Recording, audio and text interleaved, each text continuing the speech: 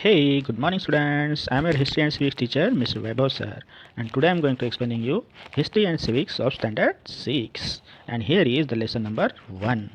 The Indian subcontinent and history. भारतीय महाद्वीप और भारतीय उपमहाद्वीप और इतिहास. सबकॉन्टिनेंट मीन्स उपमहाद्वीप. सो सबसे पहले हम इस लेसन में यह देखेंगे कि ये सब कॉन्टिनेंट क्या होता है और कॉन्टिनेंट क्या होता है. Okay, so we will see on the map. So this is our world map. ये दुनिया का मैप है, वर्ल्ड का मैप है. So there are 7 continents in the world. You can note down. आप लोग यहाँ पे देख सकते हो नाम लिखे हुए 7 कंटिनेंट के, महाद्वीप के. तो आप इसे लिख सकते हो अपने नोटबुक में. कितने कंटिनेंट है, कितने महाद्वीप है पूरे वर्ल्ड में? 7 है. ओके, अभी हम उनको देखेंगे कि वो कौन कौन से हैं. So first one is North America, second South America, third Europe, fourth Africa, fifth Asia, sixth Australia and 7 Antarctica. सो ऐसे 7 महाद्वीपों को मिला के पूरी ये दुनिया जो है 7 महाद्वीपों में बांटी गई है. और हम जिस महाद्वीप में रहते हैं वह है Asia. Okay, you can see here. यहाँ पे इंडिया का मैप भी दिख रहा है हम लोगों को, है ना. सो हम कहाँ पे रहते हैं, कौन से कंटिनेंट में रहते हैं, कौन से महाद्वीप में रहते हैं? एशिया महाद्वीप में. Okay, now we will see the continent, sorry subcontinent. You can see this is the map of Asia. ये एशिया का मैप है. ओके, और इतने सारे कंट्रीज़ इस एशिया में इंक्लूड होते हैं, जिसमें हमारा इंडिया भी है. After that China, Mongolia, Kazakhstan, तुर्की, है ना. इतने सारे, जापान आल्सो. इतने सारे कंट्रीज़ इस एशिया में, एशिया कंटिनेंट में आते हैं. ओके, और यह जो साउथ पार्ट है एशिया का, सॉरी, ये जो साउथ पार्ट है एशिया का, this part is called a Indian सब कॉन्टिनेंट. भारतीय उपमहाद्वीप इस साउथ पार्ट को कहा जाता है. जैसे मैप में यहाँ पे आप लोग देख सकते हो, यहाँ पे डायरेक्शन दिया हुआ है ना. ये वाला डायरेक्शन है. इसके सबसे ऊपर होती है north side. So north means उत्तर. राइट हैंड साइड में इधर यहाँ पे रहेगी east, left hand side west और down side south. Okay, so अभी ये हमारा है इंडियन सब कॉन्टिनेंट का map. Okay, so we can see here हमारे भारतीय उपमहाद्वीप में कितने सारे कंट्रीज़ शामिल है. ओके, सो यहाँ पे आप लोग देख सकते हो अफ़गानिस्तान से लेके पाकिस्तान, नेपाल, भूटान, बांग्लादेश, हमारा इंडिया. आफ्टर दैट इधर island also include in this subcontinent, Andaman and Nicobar island. After that Lakshadweep island. Okay, so इन सबको मिला के हमारा इंडियन सब कॉन्टिनेंट तैयार होता है, उपमहाद्वीप बनता है. सो आई होप आप लोगों को समझ में आ गया होगा कि continent means what and subcontinent means what. भारतीय उपमहाद्वीप क्या है और महाद्वीप क्या है. Okay, now we will see our lesson. 1.1 geographical conditions and history. Geographical conditions means भौतिक स्थिति एंड हिस्ट्री और इतिहास. सो यह हम पहले देखेंगे. इन द 5th स्टैंडर्ड, 5वीं कक्षा में, we saw at some length that there is a close relationship between man and his environment. तो हमने 5वीं कक्षा में देखा कि मनुष्य का और पर्यावरण का कैसा घनिष्ठ संबंध है, कैसा क्लोज रिलेशन है. यह हमने 5वीं कक्षा में देखा है, पढ़ा है. We saw how the changes in the life style of the early man. So life style means जीवन शैली, जीवन स्तर जिसे कहते हैं. हमने यह भी देखा कि शुरुआती मनुष्य में कैसे उसका लाइफ स्टाइल कैसे था, उसका जीवन स्तर कैसे था और उसमें कैसे बदलाव आते गए. And his technology were related to the changes in his surrounding. और जैसे जैसे उसके सराउंडिंग्स में, उसके ये आजू बाजू में जैसे चेंजेस होते रहे, उस तरह से उसने नया नया टेक्नोलॉजी, नए नए तंत्रज्ञान विकसित किए. ये हमने 5th स्टैंडर्ड में पढ़ा है. We also reviewed the history of human civilization. Civilization means सभ्यता.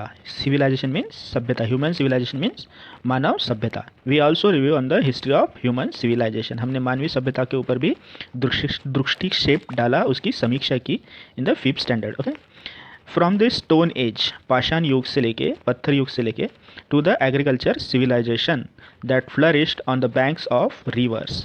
सो पाषाण युग से, स्टोन एज से लेके एग्रीकल्चर सिविलाइजेशन मीन्स जो कृषि सभ्यता है, वहाँ तक हमने फोर्थ स्टैंडर्ड में ऑलरेडी, सॉरी फिफ्थ स्टैंडर्ड में हमने पढ़ा है। That flourish on banks of the river, flourish means विकसित होना। जो ऐसी ये सभ्यता कहाँ पे विकसित हुई थी, ये नदियों के किनारों पे विकसित हुई थी। फिफ्थ स्टैंडर्ड में हमने देखा कि मनुष्य जो है नदियों के किनारे पे अपने सेटलमेंट्स बना के, अपनी बस्तियाँ बना के वहाँ पे क्या करते थे, खेती करते थे, है ना। So now next, history is a coherent account of significant past event in the progress of human culture. coherent account means सुसंगत खाता, okay. significant past event means जो अतीत की घटना जो होती है, that is called इवेंट, और पास्ट मीन्स अतीत जो घट चुकी है ऑलरेडी, ओके। सिग्निफिकेंट मीन्स महत्वपूर्ण जो घटनाएं घटित हुई है। In the progress of human culture, मनुष्य के संस्कृति में जो प्रोग्रेस हुई है उसका यह सुसंगत खाता है। इन शॉर्ट हम इसे हिंदी में ऐसे कह सकते हैं कि इतिहास यह मानव संस्कृति की प्रगति में महत्वपूर्ण अतीत की घटना का एक सुसंगत खाता है। Timeless society and individuals are the four major pillars of history. Time means समय, प्लेस मीन्स स्थल, सोसाइटी समाज, एंड इंडिविजुअल्स मीन्स व्यक्तिगत are the four major pillars means स्तंभ। ये इतिहास के चार महत्वपूर्ण स्तंभ है, पिलर है। We can not history without them, हम इनके बिना हिस्ट्री नहीं लिख सकते, इतिहास नहीं लिख सकते। Of these four components place is related to geography और ज्योग्राफिकल कंडीशंस, और इन चारों में से यह प्लेस जो कंपोनेंट्स है, प्लेस जो घटक है, स्थल, यह किससे रिलेटेड है, ज्योग्राफी मीन्स भूगोल से रिलेटेड है, और ज्योग्राफिकल कंडीशन या फिर भौगोलिक स्थिति से रिलेटेड है, संबंधित है, ऐसा हम कह सकते हैं। In this sense history and geography are inseparable. So इससे हम यह कह सकते हैं कि इतिहास और भूगोल जो है वह इनसेपरेबल है। इनसेपरेबल मीन्स उसे विभाजित नहीं किया जा सकता, सेपरेट नहीं किया जा सकता, अलग नहीं किया जा सकता, दोनों एकत्रित ही पढ़े जा सकते हैं, एकत्रित ही है, ऐसा कहा गया है। History is influenced by geographical conditions in many ways. History के ऊपर ज्योग्राफिकल कंडीशंस, भौतिक स्थिति का बहुत ही प्रभाव पड़ता है। मेनी वेज मीन्स अलग अलग तरीक़ों से भूगोल, भौतिक स्थिति वहाँ पे मौजूद होती है। आप लोग यहाँ पे इन पिक्चर्स में देख सकते हैं कि this is the types of house.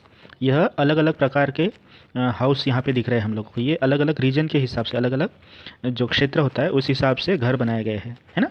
जहाँ पे रेगिस्तान होता है वहाँ पे ऐसे घर हम लोगों को देखने को मिलेंगे। जहाँ पे समुद्री किनारा होता है वहाँ पे इस टाइप के घर हम लोगों को देखने को मिलेंगे। वहाँ पे नारियल के पेड़, है ना। और जहाँ प्लेन है मीन्स मैदानी प्रदेश है, वहाँ पे ऐसे घर देखने को मिलेंगे। Our diet, clothing, housing, occupations, in fact all humans life in any region depends to a large extent on its geographical characteristics. So अभी एक एक देखेंगे हम। Our diet means हमारा खान पान, clothing हमारे कपड़े, हमारा पोशाक, housing हमारे घर, और occupations हमारा व्यवसाय। इनफैक्ट इतना ही नहीं, ऑल ह्यूमन लाइफ हमारी पूरी इंसानी जीवन जो है, इन एनी रीजन कहीं भी किसी भी क्षेत्र में रहने वाले, depends to a large extent to its geographical characteristics. जहाँ पे हम रहते हैं उस क्षेत्र के भौतिक स्थिति के ऊपर यह सब डिपेंड होता है। हमारा खान पान, हमारे कपड़े, हमारे घर, हमारा जॉब, हमारे काम, हमारा व्यवसाय जो कुछ भी होता है वह भौतिक स्थिति पे डिपेंड होता है जहाँ पे हम रहते हैं। For example the life of the people in hilly regions means पहाड़ी क्षेत्र, ओके, जो पहाड़ों पे रहते हैं। The life of the people in hilly regions, जो पहाड़ों में रहते हैं ऐसे लोगों की लाइफ, उनका जीवन जो है, it's more strenuous than that of the people on the plains. So इनका लाइफ जो है स्ट्रेनियस मीन्स बहुत कठिन होता है, उनको जीने में बहुत दिक्कतों का सामना करना पड़ता है। Then the people on the plains, जो मैदानी इलाकों में रहते हैं उनसे ज़्यादा उन्हें परेशानियाँ झेलनी पड़ती है। किसे? हिली एरियाज़ में रहने वाले लोगों को। क्यों उन्हें परेशानियाँ झेलनी पड़ती है हिली एरिया में रहने वाले लोगों को? Not much fertile land is available in hilly regions. वहाँ पे फर्टाइल लैंड, फर्टाइल मीन्स उपजाऊ ज़मीन, ज़्यादा अवेलेबल नहीं होती है। While the plains it is available on the large scale. और जब हम प्लेन की बात करेंगे, मैदानी प्रदेश की बात करते हैं, तो वहाँ पे यह उपजाऊ ज़मीन बहुत ही मात्रा में उपलब्ध होती है और हिली एरिया में बिल्कुल भी अवेलेबल नहीं होती है। That's why grain and vegetables are scarce in hilly areas. So that's why. और इसी वजह से ग्रेन एंड वेजिटेबल्स मीन्स जो सब्जियां और खाने के लिए जो कुछ भी यूज़ करते हैं हम लोग, ग्रेन्स एंड वेजिटेबल्स, अनाज और सब्जियां, वह कमी पाई जाती है उनकी हिली एरियाज़ में, पहाड़ी क्षेत्रों में वो बिल्कुल भी वहाँ पे नहीं मिलती है लेकिन कम इसमें मिलती है। In comparison people on the plain get them in a sufficient measure. और जो मैदानी क्षेत्र में रहते हैं, प्लेन एरियाज़ में रहते हैं, उनको यह अनाज और सब्जियां जो है सफिशिएंट मात्रा में मिलती है। Naturally this has an impact on the diet of the people. और नैसर्गिकता से इसी वजह से उनके खान पान में बदलाव देखे जा सकते हैं, इसका असर उनके खान पान पे दिखता है। इन हिली रीजन, पहाड़ी क्षेत्रों में, people depend more on hunting and gathering for their food. So पहाड़ी क्षेत्र के लोगों में खाना कलेक्ट करने के लिए उनको क्या करना पड़ता है? हंटिंग में शिकार करनी पड़ती है। We also find other such differences in the lifestyle of the people of hilly regions and those of the plains। इसी तरह से बहुत सारे डिफरेंसेस जो है हम हिली एरिया में और प्लेन एरिया में रहने वाले लोगों के जीवन स्तर में, लाइफस्टाइल में देख सकते हैं।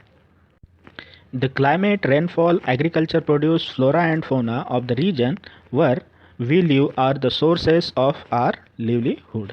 So first of all is climate means what?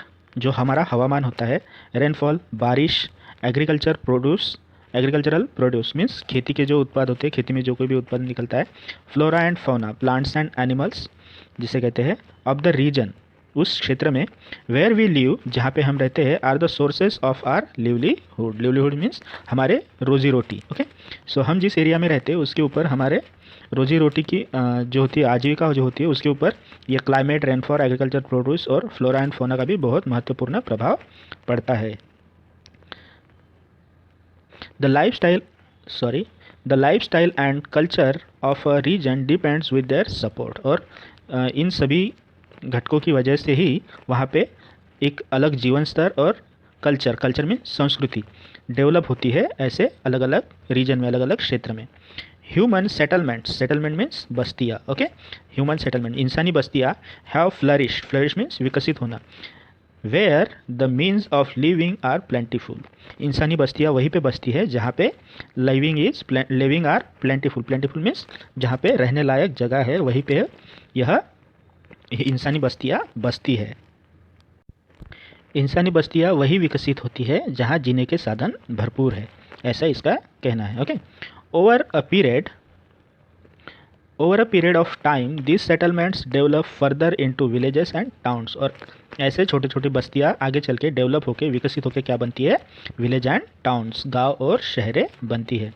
But sometime, लेकिन कभी कभी क्या होता है, reason like the degradation of the environment, पर्यावरण का ह्रास होने की वजह से, ड्रॉट मीन्स सूखा, इन्वेंशन जिसे हमले कह सकते हैं हम लोग, हमला, etcetera, lead the scarcity of those means. और लेकिन कभी कभी क्या होता है, इन सारे रीजन की वजह से, पर्यावरण का ह्रास होना, सूखा पड़ना, बाहरी हमले होना, उसकी वजह से लोगों को सूखे का सामना करना पड़ सकता है, स्केर्सिटी ऑफ दोज मीन्स। इन सब की वजह से क्या होता है, people are force to leave their settlements. और इन सब कारणों की वजह से, रीजन्स की वजह से लोगों को अपनी बस्तियाँ, अपने घर छोड़ने पड़ते हैं। Villages and towns become desert. और उस वजह से क्या हो जाता है, गांव और शहर डेजर्ट बन जाते हैं। डेजर्ट मीन्स रेगिस्तान। We see many such instance in history. हमने ऐसे बहुत सारे इंस्टेंस, बहुत सारी ऐसी घटनाएं इतिहास में पढ़ी है, देखी है। Thus we see that there is a very close relation between history and geography। इसीलिए हम कह सकते हैं कि इतिहास और भूगोल का बहुत ही घनिष्ठ संबंध है, क्लोज रिलेशन है। Now 1.2 geographical feature of India. Geographical feature means भौगोलिक वैशिष्ट्य ऑफ इंडिया, हमारे भारत की भौगोलिक वैशिष्ट्य क्या है, यह भी हम पढ़ेंगे। Our country India extend far and wide. हमारे इंडिया जो है, हमारा भारत जो है, बहुत ही दूर और चौड़ा फैला हुआ है। एट इट्स नॉर्थ लाई हिमालयाज। इसके नॉर्थ में, उत्तर में क्या है, हिमालय पर्वत। टू द ईस्ट, जो नॉर्थ से लेके ईस्ट तक, पूरब तक फैला हुआ है, द बे ऑफ बंगाल। और ईस्ट में क्या है, बे ऑफ बंगाल, बंगाल का समुंदर। To the waste Arabian sea. और इसके पश्चिम में क्या है, वेस्ट में अरेबियन समुंदर, Arabian sea. And to the north the Indian ocean except except for the island of Andaman and Nicobar and Lakshadweep, the rest of the country is contiguous। और उसके south में क्या है, इंडियन ओशन है, और उन Indian ocean में island है, एक अंडमान एंड निकोबार एंड दूसरा लक्षद्वीप, और the rest of the country is contiguous. इस तरह से यह पूरी कंट्री जुड़ी हुई है। तो अभी ये सारी चीज़ें हम मैप में देखेंगे। This is our India's map, you can see, ये हमारा भारत का नक्शा है। ओके, सो अभी हम जो ऊपर इन्फॉर्मेशन हमने पढ़ी है वह इसमें देखेंगे। सो ये ऊपर वाला जो हिस्सा है ये नॉर्थ है। यहाँ से नॉर्थ में देखिए हिमालय माउंटेन है जो ईस्ट तक जा रहा है, ये वाला साइड ईस्ट है। ओके, सो नॉर्थ से ईस्ट तक हिमालय माउंटेन है। आफ्टर दैट इसके वेस्ट में क्या है, सॉरी, ईस्ट में बे ऑफ बंगाल, ईस्ट। ओके, पूरब में क्या है, बे ऑफ बंगाल, बंगाल का समंदर। इन द वेस्ट अरेबियन सी, यहाँ पे अरेबियन सी दिख रहा है हम लोगों को। यह साउथ है, नीचे वाला एरिया। यहाँ पे हम लोगों को आइलैंड दिख रहे हैं, Andaman and Nicobar island and Lakshadweep island, और यह है इंडियन ओशन, हिंद महासागर। Okay, we have to take into account this region henceforth refer to the ancient India when we study the ancient history of India। जब हम भारत का प्राचीन इतिहास पढ़ेंगे तो इसके बारे में हम मोर इन्फॉर्मेशन पढ़ेंगे। Okay, before 1947 today's Pakistan and Bangladesh were also a part of India. आज जो पाकिस्तान और बांग्लादेश जो अलग कंट्रीज़ है वह 1947 के पहले हमारे इंडिया का ही एक पार्ट थी, लेकिन 1947 में इंडिया इंडिपेंडेंट हुआ और उसी के साथ उसका डिवाइडेशन हुआ, मीन्स उसकी विभागनी हुई। सो पाकिस्तान और बांग्लादेश जो है वह अलग हो गए इंडिया से। The following regions are seen to be important when we look at the course of Indian history. नीचे कुछ रीजन दिए हुए, क्षेत्र दिए हुए हैं जो महत्वपूर्ण है जब हम इंडियन हिस्ट्री, भारतीय इतिहास पढ़ते हैं। सो कौन से है वह region? There are 6 region. 1 the Himalayas, 2 the plain of Sindhu Ganga Brahmaputra rivers, 3rd is the Thar desert, 4th is the Deccan plateau, 5th is the coastal regions and 6th is the island in the seas. So यह 6 क्षेत्र बहुत ही महत्वपूर्ण है जब हम Indian history, भारतीय इतिहास देखते हैं। So first one is Himalaya. ये यहाँ पे आप देख रहे हो पिक्चर, ये हिमालय का पिक्चर है। Okay, so we will learn about the Himalaya now. The Hindu Kush and Himalaya ranges have created an impenetrable wall on the northern side of Indian subcontinent। ये जो हिंदू कुश और हिमालय रेंजेस है, हिमालय पर्वत है, सो इन्होंने क्या किया है, इम्पेनेट्रेबल मीन्स जिसे कोई भेद नहीं सकता, ऐसी दीवार बनाई हुई है northern side of the Indian subcontinent, हमारे भारतीय उपमहाद्वीप के नॉर्दर्न साइड में, नॉर्थ और ईस्ट जो है उसके बीच में। Okay, this wall has separated the Indian subcontinent from the desert of central Asia. मध्य एशिया का जो डेजर्ट है, रेगिस्तान है, उससे हमारे इंडियन सबकॉन्टिनेंट को, भारतीय उपमहाद्वीप को इस वॉल ने क्या किया है, हिमालय ने सेपरेट किया है, अलग किया है। किससे सेपरेट किया है? Central Asia, desert of central Asia, मध्य एशिया का जो रेगिस्तान है उससे। However there is a land route through the Khyber and Bolan passes in the Hindu Kush mountain. लेकिन फिर भी हिंदू कुश माउंटेन में क्या है, खैबर और बोलन नाम के लैंड रूट है, मीन्स ज़मीनी रास्ता है। अभी ये पास क्या होता है, इसके लिए हम एक पिक्चर देखेंगे अभी। So this is the picture of Khyber pass. ये खैबर पास का पिक्चर है, यहाँ पे आप लोगों को दिख रहा है। यहाँ पे ऐसी ये 2 पहाड़ियाँ है ना। सो इन 2 पहाड़ियों के बीच में ये जो रास्ता जा रहा है that is called pass, means ऐसे 2 पहाड़ियों के रास्तों में से, पहाड़ियों में से जो रास्ता जाता है दैट इज़ कॉल्ड पास। और इसी रास्ते से पुराने ज़माने में, एंशिएंट इंडिया में, प्राचीन भारत में ट्रैवलर्स हमारे इंडिया में आते थे, या जो कोई भी बिजनेसमैन, ट्रेड करने वाले जो होते थे, व्यापारी, वो भी हमारे इंडिया में आते थे इस लैंड रूट से, ये ज़मीनी रास्ता से। हम लोग यहाँ मैप में भी देख सकते हैं, ये है हिंदू कुश माउंटेन, यहाँ पे दिख रहा है आप लोगों को, और यहाँ पे खैबर पास है एंड बोलन पास है ना। सो ये 2 पहाड़ियों के बीच में से रास्ता है जहाँ से हमारे इंडिया में आया जा सकता है, एंटर किया जा सकता है, ये हमारी इंडिया की बाउंड्री है ना। This route was connected to an ancient trade route. जैसे कि मैंने बताया कि पूरा प्राचीन भारत में यह एंशियंट ट्रेड रूट था, मीन्स यहाँ पे जो व्यापारी थे इसी रूट से हमारे इंडिया में आते थे। The trade route from China pass through a central Asia and reached Arabia. The trade route means ऐसा ही एक जो व्यापारी रास्ता था फ्रॉम चाइना पास, जो चाइना से शुरू होके चाइना थ्रू सेंट्रल एशिया, जो चाइना के सेंट्रल एशिया से स्टार्ट होके कहाँ पे पहुँचता है, रीच्ड अरेबिया, अरेबिया नाम की कंट्री तक वह पहुँचता है।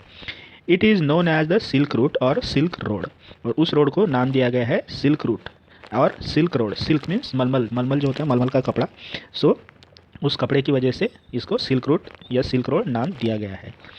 Because silk was the main commodity exported to the western countries using this road. So China क्या करता था, अब वहाँ पे सिल्क का सबसे ज़्यादा प्रोडक्शन होता है, तो सिल्क को वेस्टर्न कंट्रीज़ में, पाश्चात्य कंट्रीज़ में वह एक्सपोर्ट करते हैं, मीन्स वहाँ पे उनको बेचते थे फॉरेन कंट्रीज़ में, वेस्टर्न कंट्रीज़ में। सो इस वजह से उस रूट को नाम दिया गया है silk route.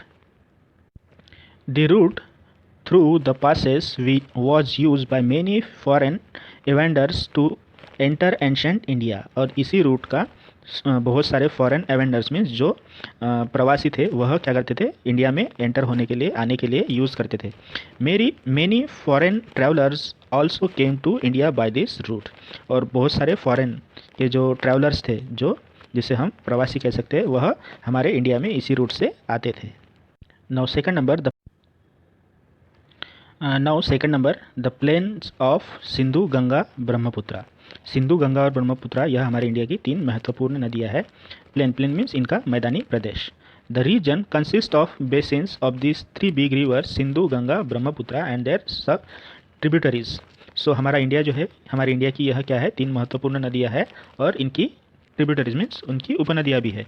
The region extend from Sindh Punjab. So इनका जो क्षेत्र है कहाँ से स्टार्ट होता है, सिंध पंजाब से लेके to west to the present day Bangladesh in the east. West जो है सिंध पंजाब हमारे इंडिया का हिस्सा, वहाँ से ये स्टार्ट होकर कहाँ तक जाती है, बांग्लादेश जो ईस्ट में है ना, पूरब में है। It was in this region that the earliest Indian civilisation of Harappa and the later state and empire of ancient India emerge. Okay, so it was this region that the earliest Indian civilization of Harappa. so इसी reason में, इसी नदी के क्षेत्र में जो Indian civilisation है हमारा, भारतीय संस्कृति जो विकसित हुई थी, जिसका नाम था हरप्पा। हरप्पा नाम का एक शहर था, वहाँ पे भारतीय संस्कृति विकसित हुई थी। लेटर ऑन स्टेट, फिर उसके क्या बन गए, छोटे छोटे राज्य बन गए। And empire of ancient India emerge, और बाद में उसके साम्राज्य बने, जो वहाँ पे बहुत सारे राजाओं ने अपने अपने एम्पायर क्रिएट किए। We can see this information on all information on this map. So this is the Indus river. Indus river को ही सिंधु रिवर कहा जाता है। After that this is Ganga river and this is Brahmaputra river. इस map में ये blue जो दिख रहा है आपको, ये सब रिवर है, यहाँ पे मेंशन किया हुआ है रिवर, है ना। सो ये सारी रिवर है, नदियाँ है। सो ये यहाँ से इंडस रिवर भी स्टार्ट होती है, इधर गंगा रिवर, और इधर बांग्लादेश में ब्रह्मपुत्रा रिवर, जो दोनों गंगा और ब्रह्मपुत्रा मिलके कहाँ पे मिल जाती है, बे ऑफ बंगाल में। सो इंडस रिवर से यहाँ पे पाकिस्तान में हम लोग देख सकते हैं कि इस रिवर के किनारे पे ही क्या था, हड़प्पा नाम का शहर था। यहाँ पे हड़प्पा सिविलाइजेशन हुआ था। हमने देखा है कि वेस्ट से सिंध पंजाब, ये जो एरिया है सिंध पंजाब से लेकर वो कहाँ तक जाती है, बे ऑफ बंगाल तक, ये इधर, ओके, बांग्लादेश में। This is the Bangladesh. Now third, Thar desert. Desert means रेगिस्तान। यहाँ पे आप पिक्चर में देख सकते हो, ये रेगिस्तान है पूरा जो हमारे इंडिया में है। उस डेजर्ट का नाम है थार डेजर्ट, थार का रेगिस्तान। सो उसके बारे में अभी हम पढ़ेंगे। The Thar desert spread across Rajasthan, Haryana and some part of Gujarat. ये जो थार डेजर्ट है यह कहाँ तक फैला हुआ है, यह राजस्थान में भी फैला हुआ है, हरियाणा नाम का जो राज्य है हमारा वहाँ भी फैला है, और गुजरात के कुछ हिस्से तक फैला हुआ है। A part of the desert lies in today's Pakistan. इसका एक छोटा सा हिस्सा पाकिस्तान में भी है। ओके, सो हम मैप में देखेंगे। This is the Thar desert. ये पूरा जो आप लोगों को ऑरेंज येलो कलर में दिख रहा है, ये थार का डेजर्ट है। ओके, ये हमारी इंडिया की बाउंड्री है अभी।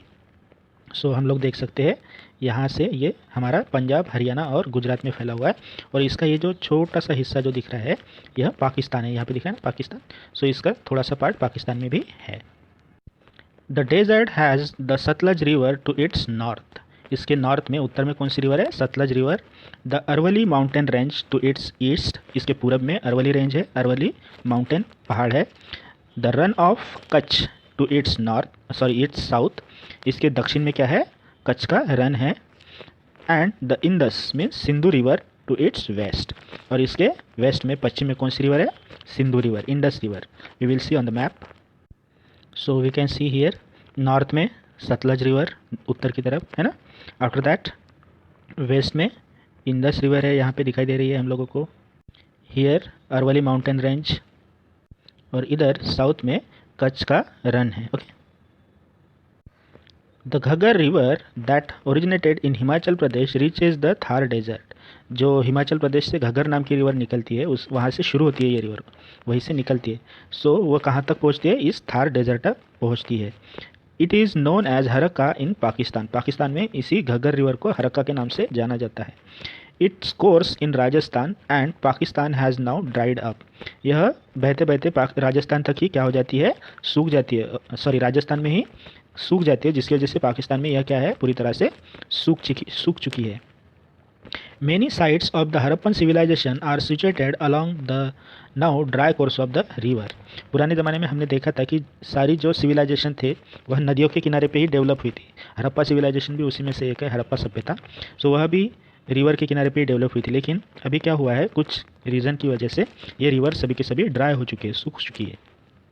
Now fourth number, the Deccan plateau, Deccan का पठार। दक्कन का पठार मीन्स ये दक्षिण में है, साउथ में है। Okay, the region between the east and the west coast of India tapers off to the south.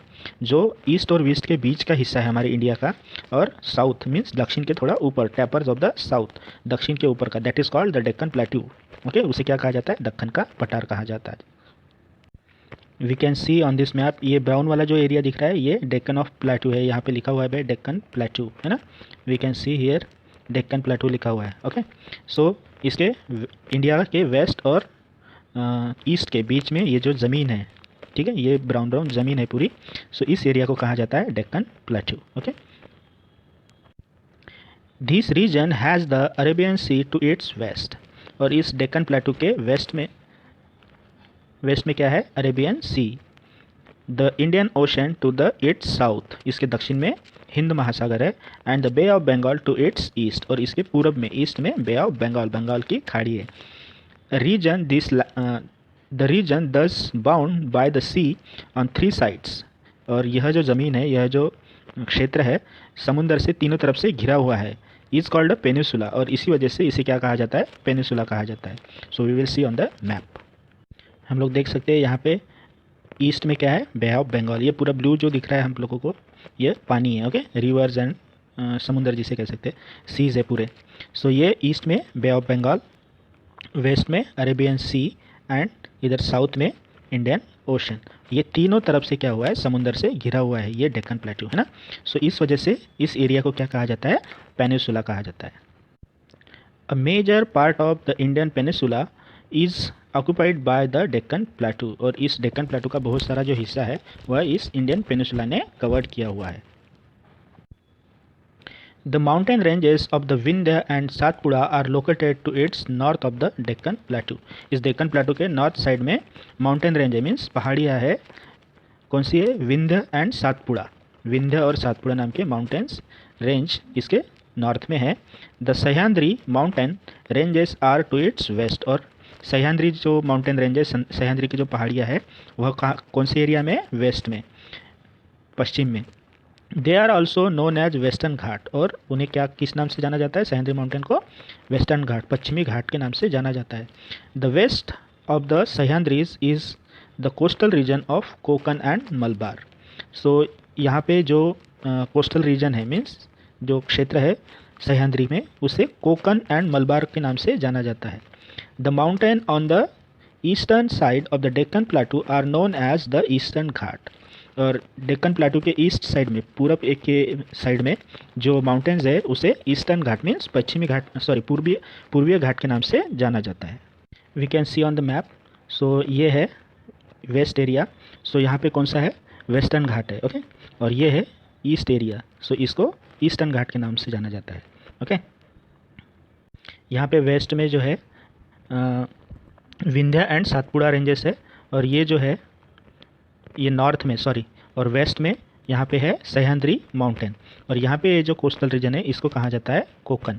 Okay, Deccan Plateau has a fertile land where many past Harappan agrarian cultural culture flourish. Deccan प्लेटू की ज़मीन जो है fertile है, fertile means उपजाऊ ज़मीन है वहाँ पे। Where many post Harappan agrarian culture flourish, और इसी वजह से यहाँ पे कृषि संस्कृति डेवलप हुई थी, फ्लरिश हुई थी, विकसित हुई थी। Okay, after that Deccan plateau was a part of Maurya empire. Maurya empire जो था वह इसी डेक्कन प्लेटू, मौर्य एम्पायर का एक पार्ट था ये Deccan plateau. The largest in ancient India. So प्राचीन इतिहास जब हम पढ़ेंगे तो हम यह देखेंगे कि मौर्य एम्पायर जो था उसका बहुत सारा हिस्सा जो है डेक्कन प्लेटू में था। After the decline of the Maurya empire, Maurya empire के पतन के बाद क्या हुआ, to several other kingdoms and smaller empire continued to flourish in this region. So Maurya empire के पतन के बाद, मौर्य एम्पायर ख़त्म होने के बाद यहाँ पे सेवरल किंगडम्स, बहुत सारे छोटे छोटे राज्य तैयार हुए, एंड स्मॉलर एम्पायर, और छोटे छोटे साम्राज्य also flourish in this region, यहाँ पे विकसित हुए इस क्षेत्र में। Now fifth number, the coastal region. Coastal region means समुद्र के किनारे वाला क्षेत्र। ओके, समुद्र के किनारे वाला क्षेत्र या नदियों के किनारे वाला क्षेत्र। Okay, from the time of Harappan civilization, Harappan संस्कृति के टाइम से ancient India had a trade relations with western countries. हमने देखा है कि हमारा प्राचीन इंडिया जो है, प्राचीन भारत जो है, पश्चिमी देशों के साथ क्या करता आ रहा है, ट्रेड करता आ रहा है। ट्रेड मीन्स उनका व्यापार चलता था पश्चिमी देशों के साथ। This trade was carried by the sea. So ये जो व्यापार था किसके थ्रू चलता था, समुद्र के रास्ते से चलता था। Therefore India had develop contact and interaction with the foreign cultures and people, और उसी वजह से हमारे इंडिया में फॉरेन कल्चर डेवलप हुआ, पाश्चात्य संस्कृति डेवलप हुई, और वहाँ के लोगों से हम लोग क्या हो गए, हमारी पहचान हुई है। एट द सी पोर्ट्स, और वहाँ पे जो सी पोर्ट्स थे उनकी भी हमें पहचान हुई, उनका इंटरेक्शन हुआ। लेटर ऑन, उसके बाद land routes come to be use for a trade and transport. उसके बाद जो ज़मीनी रूट, जो खैबर पास और बोलन पास मैंने बताया पहले, सो उसका भी यूज़ हमारे इंडिया में आने के लिए, बिजनेस करने के लिए, ट्रेड करने के लिए यूज़ किया जाता था। But the importance of sea route did not diminish, लेकिन फिर भी जो समुद्र के रास्ते थे उसका महत्व जो है बिल्कुल भी कम नहीं हुआ। Now six number, the island in the seas. Island means जो समुद्र के बीच में छोटी सी ज़मीन होती है, that is called island. Okay, so हमारे इंडिया में भी, हमारे इंडियन कॉन्टिनेंट में भी ऐसे आइलैंड है। सो वो कौन से हम देखेंगे अभी। Let's start. Andaman and Nicobar are the Indian island in the bay of Bengal. Bay of Bengal में, बंगाल के समुद्र में कौन से आइलैंड है, Andaman and Nicobar. Lakshadweep is a group of Indian island in the Arabian sea, और अरेबियन सी में है लक्षद्वीप। ओके, जो छोटा छोटा समूह है द्वीप का, आइलैंड का, दैट इज़ कॉल्ड लक्षद्वीप।